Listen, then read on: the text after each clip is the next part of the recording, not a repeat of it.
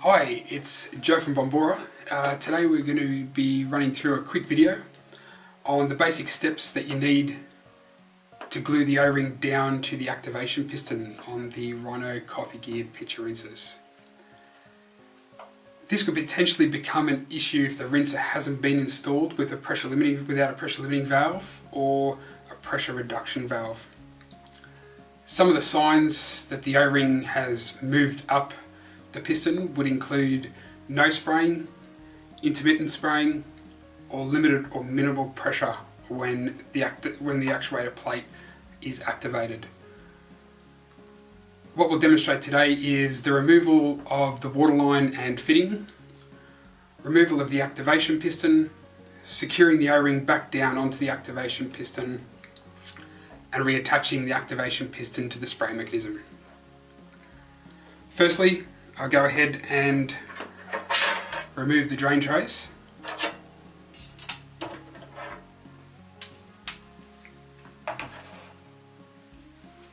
And we're going to be wanting to work from the underside of the rinser.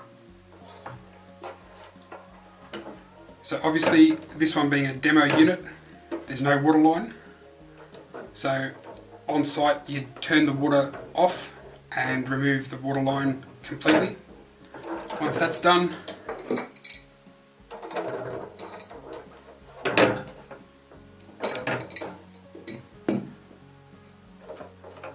we loosen the fitting,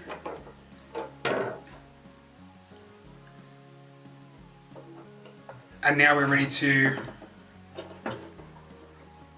remove the fitting from the activation piston.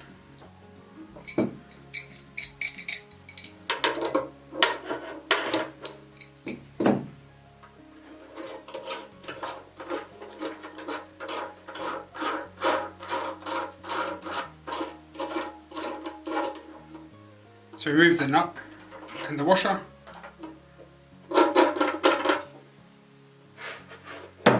and the entire spray mechanism comes out. From here, remove the nozzle, the actuator plate, and then we can access from underneath.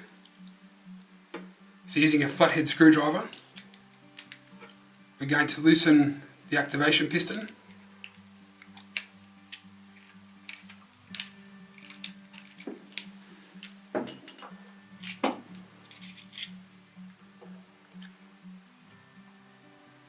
from the top side.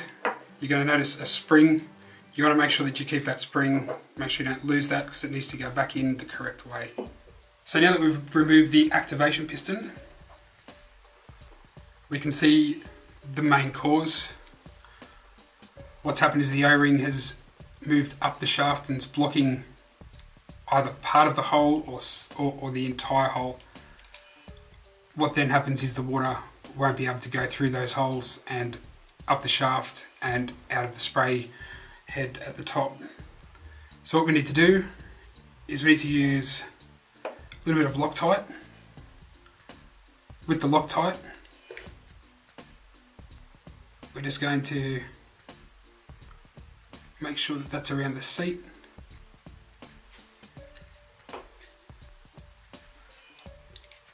We'll just gently push that O-ring back down so it's sitting on that bottom of the activation piston. You don't want to put this back in straight away. You want to let it go off for the time that it says. You've got to make sure that you also have Loctite glue that secures rubber and metal.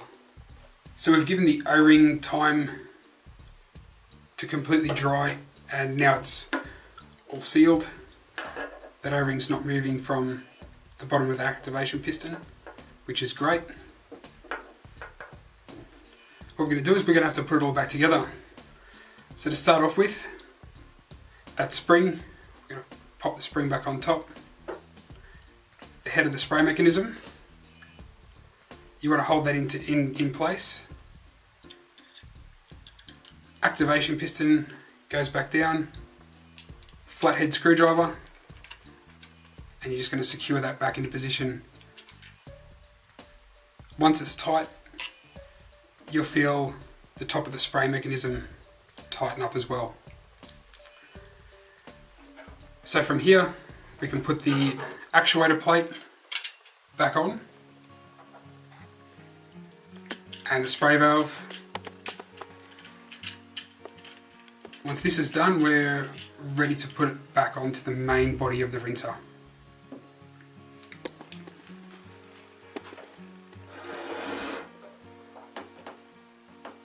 So obviously from the top side of the rinser, we'll pop that back into position. You want your rubber O-ring,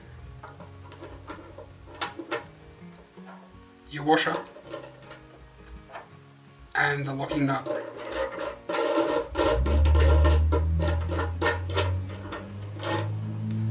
You tighten as necessary, then you put your main waterline connection on.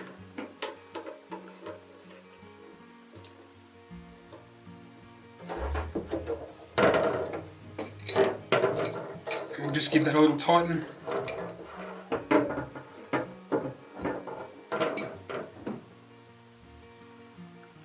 Obviously, when you're in an espresso bar, you're going to be putting your main water line back on. At this point, you can reconnect, turn your water line back on so you've got full mains pressure.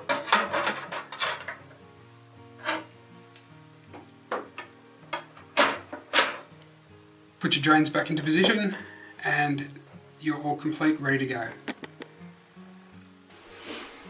So I hope the video was informative. Thanks for watching. Make sure you like and subscribe for more videos, and don't forget to follow us on social media. Thank you.